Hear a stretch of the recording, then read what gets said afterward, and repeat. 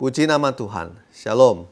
Kita berjumpa kembali dalam kasih Kristus. Saya percaya Bapak dan Ibu semuanya pasti dalam pemeliharaan Tuhan yang sempurna.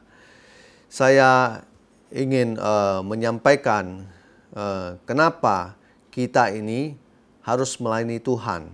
Ya, ini mungkin juga sebuah pertanyaan, sebuah pernyataan bahwa bukan orang-orang full time alias hamba Tuhan yang melayani Tuhan, tetapi Anda yang sebagai karyawan, sebagai seorang pebisnis, seorang pengusaha, mungkin seorang yang buka toko dan lain sebagainya, Anda juga harus melayani Tuhan. Mari saya akan bukakan kenapa kita harus melayani Tuhan. Kita terlebih dahulu melihat firman Tuhan di Roma pasal 12 ayat 11. Firman Tuhan, janganlah hendaknya kerajinanmu kendor. Biarlah rohmu menyala-nyala dan layanilah Tuhan. Ya, di sini dikatakan bahwa biarlah rohmu menyala-nyala dan layanilah Tuhan. Ini adalah sebuah pesan bahwa kita harus semangat. Rohnya harus menyala dan bukan hanya menyala sekali tetapi menyala-nyala dan layanilah Tuhan. Bapak dan Ibu, berikut saya akan tuturkan kenapa kita harus melayani Tuhan. Walaupun Anda bukan seorang full time, bukan seorang pendeta atau siapapun.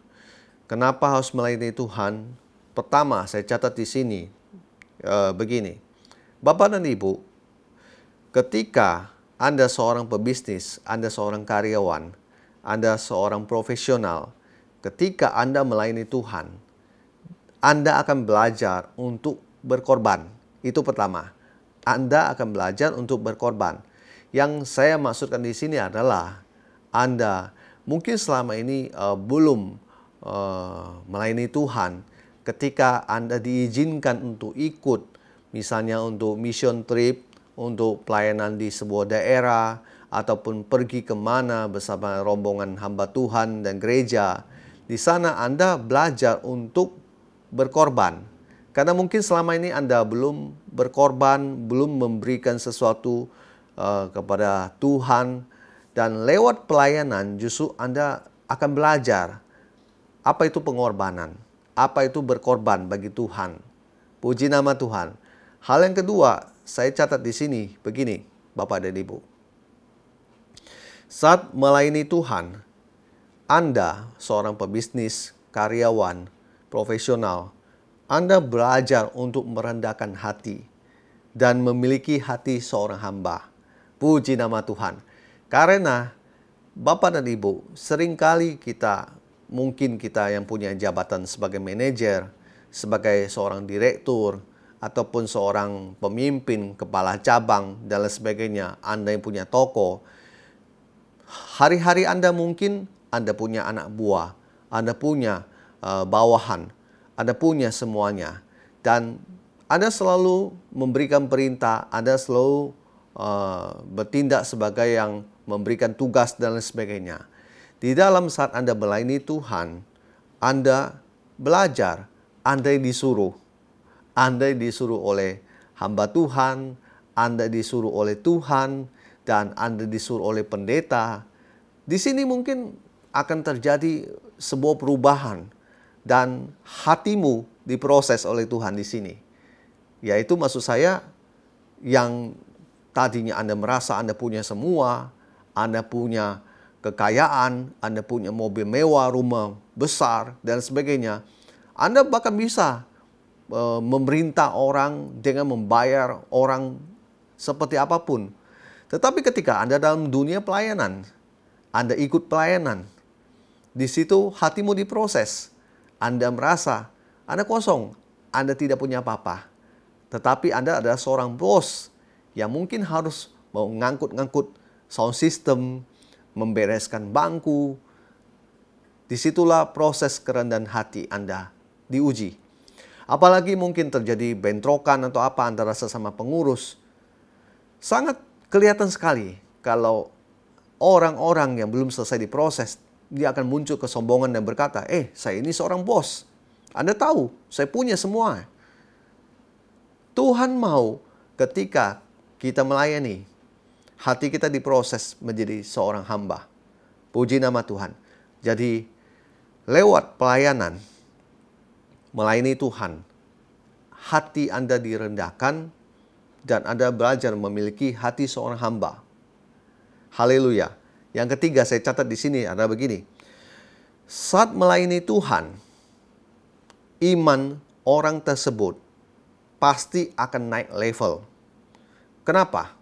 Karena ia melihat pertama, mengalami. Kedua, apa itu mujizat pada saat dia hadir dalam pelayanan KKR, mission trip, penginjilan, atau apapun. Dia melihat dan mengalami apa itu mujizat. Mungkin selama ini dia duduk di kantor, dia jarang melihat itu. Karena pada saat itu dia belum totally berserah pada Tuhan. Tapi pada saat dia pelayanan, dia melihat dan mengalami apa itu mujizat. Otomatis orang tersebut pasti akan semakin percaya akan kuasa dan kehebatan Tuhan Yesus. Haleluya. Jadi kalau orang itu tidak pernah melayani seumur hidup, bagaimana dia akan mengalami adventure dengan Roh Kudus? Mungkin Anda berkata, di kantor saya sering berdoa dan sebagainya. Anda perlu keluar dari duniamu dan berada dalam dunia pelayanan sesekali untuk merasakan adventure dengan Tuhan.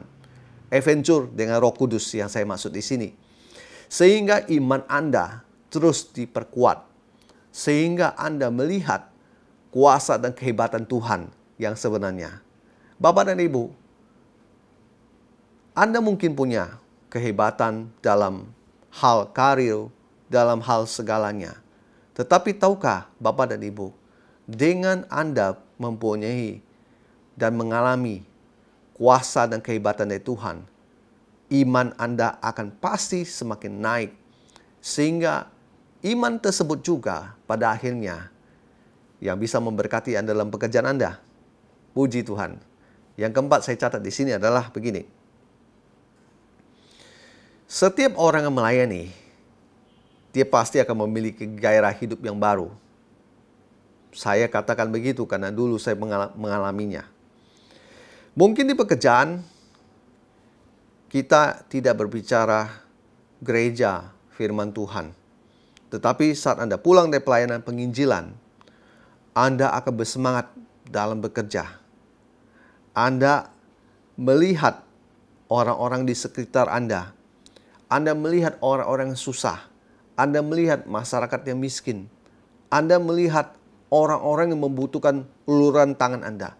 Sehingga otomatis sepulang dari sana, itu akan memompa semangatmu untuk Anda bekerja dengan sungguh-sungguh. Dan tujuannya, Anda mau jadi saluran berkat. Haleluya. Itu yang luar biasa. Itu yang memotivasi dan mendrive seseorang untuk dia bekerja lebih sungguh lagi.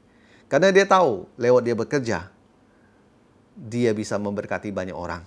Khususnya mereka hamba Tuhan, orang full time yang tidak punya pendapatan.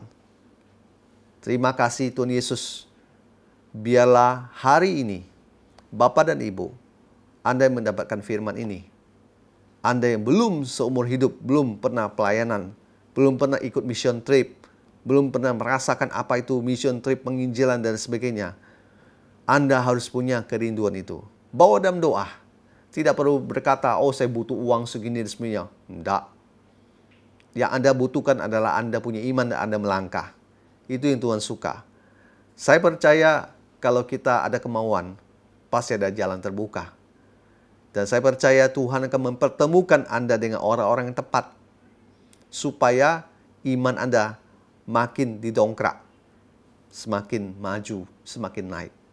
Nama Yesus dimuliakan. Puji nama Tuhan. Tuhan Yesus memberkati kita semua. Haleluya. Amin.